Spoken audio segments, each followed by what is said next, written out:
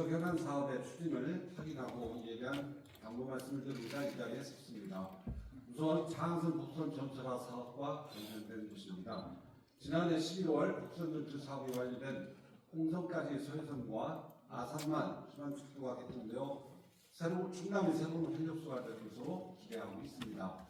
또한 서해선과 경부 고속선 연결 사업이 예탄을 통과하면서 2031년에는 KTX를 타고 기존 열차 대비 1시간 15분이 단축된 시간에 서울까지 갈 수 있게 되었습니다.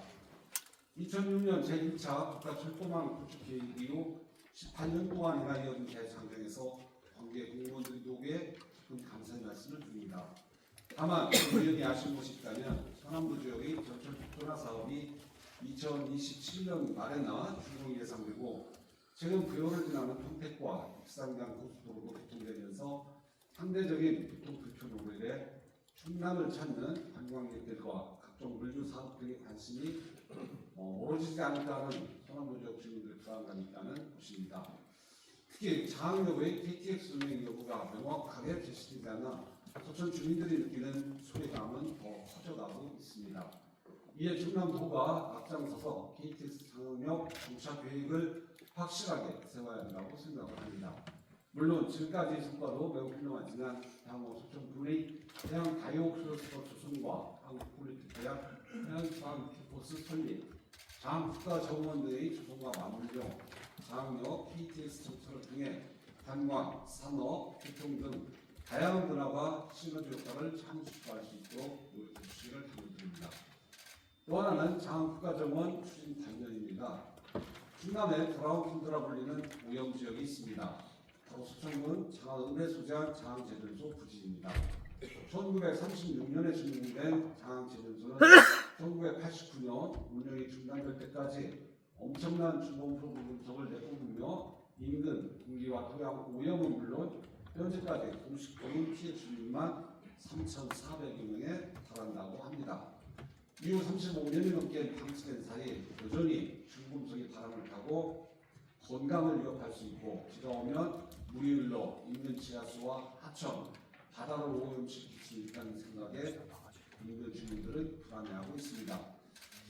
다행히 장항제련소 주변 토양의 재자연화를 목적으로 하는 장항국가습지 복원 사업이 추진되고 있고 이 지역에 생태숲을 포함한 다양한 관광단지를 주도할 예정이라고 합니다. 늦은 감이 없지 않지만 지금이라도 더 철저하게 준비해 충남을 대표하는 관광단지로서의 입상을 갖도록 모두의 노력이 필요하다고 생각을 합니다. 다만 우려가 되는 점은 예타를 통과하는 과정에서 당초 사업비가 913억 원에서 685억 원으로 감액되었는데 당초 계획한 대로 사업 추진이 가능한 지역이거든요. 특히 사업 장소는 심각한 오염지역으로 주민이나 관광객들이 안심할 수 있도록 오염 물질의 완전한 제거가 우선 수반되어야 합니다.